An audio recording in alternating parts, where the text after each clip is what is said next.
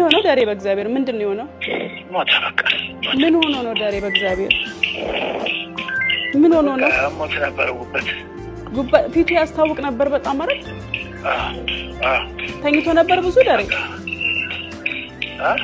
ተኝቶ ነበር ብዙ አይ ዛሬ ማውጣራ ሄዶ በግሩ ሄዶ ሆስፒታል ሲያመው ደህና ነበር ማታ ጠዋትም ስራ ሊገባ አማመኝ ከምር ነው ስራ ሊገባ አዎ እንዴ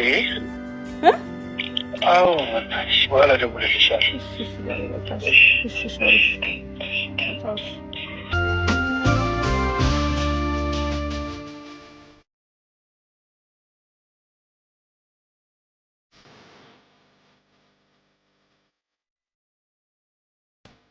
እዚህ ጋር የ30 ሰከንድ ስለራሴ ልንገራችሁ በተሰማችሁ ስሜት ሰዎች ብዙ ሰዎች ደውላችሁልኝ ነበረ አመሰግናለሁ ስለኔ ጤንነት ስለተጨነቃችሁ ስለሞቴም ያወጃችሁ አላችሁ በቲክቶክ እና በፌስቡክ የቀብሩን ቦታ አልተናገራችሁም እና እሱ ይቀራችኋል እና ትንሽ ስነ ምግባር ባለው መልኩ ብንከባበር ስራ ስለስራ ብንከባበር በጣም አሪፍ ነው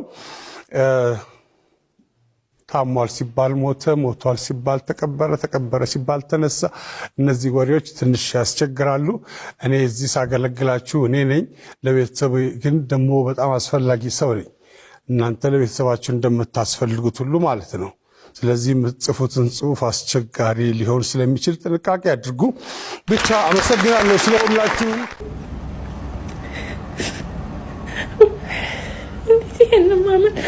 ይሄን እንዴት ማመን ይቻላል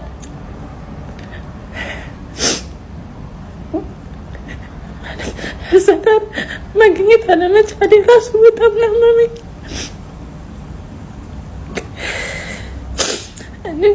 ለቤተሰቦቹ እግዚአብሔር መጽናኛውን ይስጣቸው የሁላችንንም ሳቅ ነው የወሰድክብን እዚህ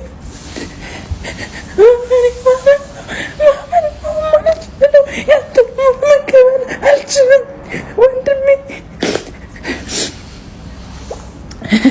እዛ ጋር ሆኔ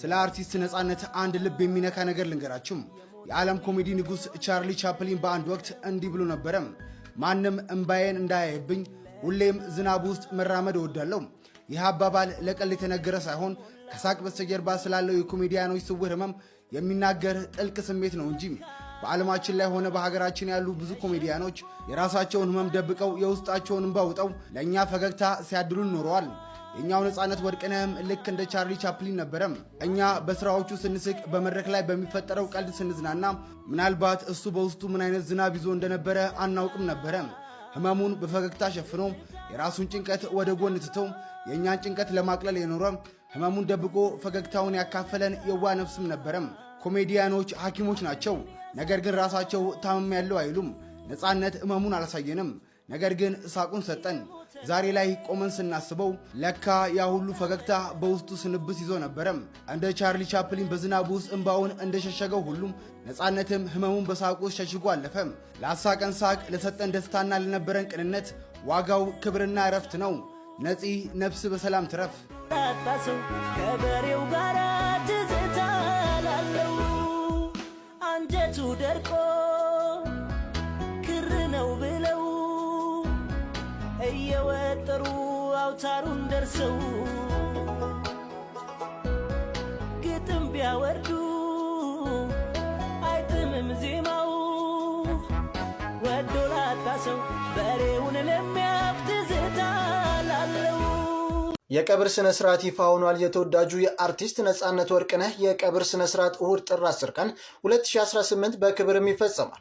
ከጠዋቱ 2 ተኩል ጀምሮ በመንበረ ጸባዖት ቅድስት ሥላሴ ካቴድራል ወዳጅ ዘመዶቹ በተገኙበትም ይደረጋል። በዚህ ዕለትም እሁድ ከቀኑ 6 ሰዓት ላይ በመንበረ ጸባዖት ቅድስት ሥላሴ ካቴድራልም ይፈጸማል። ለመላው ቤተሰቡ ለወዳጅ ዘመዶቹና ለአድናቂዎቹ ፈጣሪ መጽናናትን ይስጥልን። ነፍስ ይማር። ህመምስ ምንድን ነበር? እስቲ ለኦዲየንስ ግልጽ ብናደርግ። ህመሙ እንኳን ያው እንደዚህ ነው ምናምን ከሚባል ኦልሬዲ የመዳን ሪከቨር የማድረጉ ነገር ስላለ የፋት ሰው ውፍረትን ተከትሎ ሊቨር የሚጫን ነገር አለ። ያንን ነገር በመቀነስና እንትን በማለት ማስተካከል አለብኝ ነው።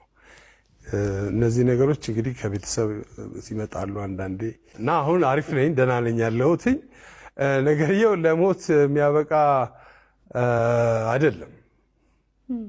በየማሉ አሁን እኔ አሁን መጨረሻ ሲሄድ ከዚህ ነው የሄድኩት። ቀረጻ ነበረኝ። ቀረጻ ቀርጬ ነው ማታ ፍላይት የነበረኝ። ሰዎች ፕሮግራም ስታቀርብ ነጽዬ ስትናገር ነጽያ ሞታል እንዲያም ነበር። ፊዚካሊ ያዩ ፕሮሰስ ነበረው ወይስ በአንድ ጊዜ ነው እንደዛ ያመመህ ነጽዬ? እንትን አለው በራሱ ነገርየው የሆነ ጊዜ አሪፍ ይሆናል ያደርገዋል፣ የሆነ ጊዜ ደግሞ የሆነ ነገር ያደርጋል። ተለዋዋጭ ነው በባህሪው ሲነግሩን ሐኪሞቹ እንግዲህ በተወሰነው ባገኙት ጥናት መሰለኝ። የሆነ ጊዜ አሪፍ ትሆኛለሽ፣ የሆነ ጊዜ ደግሞ ፊትሽ ላይ ጥቁር የማለት ነገር ይኖራል ወይ ምናምን ነገር ማለት ነው።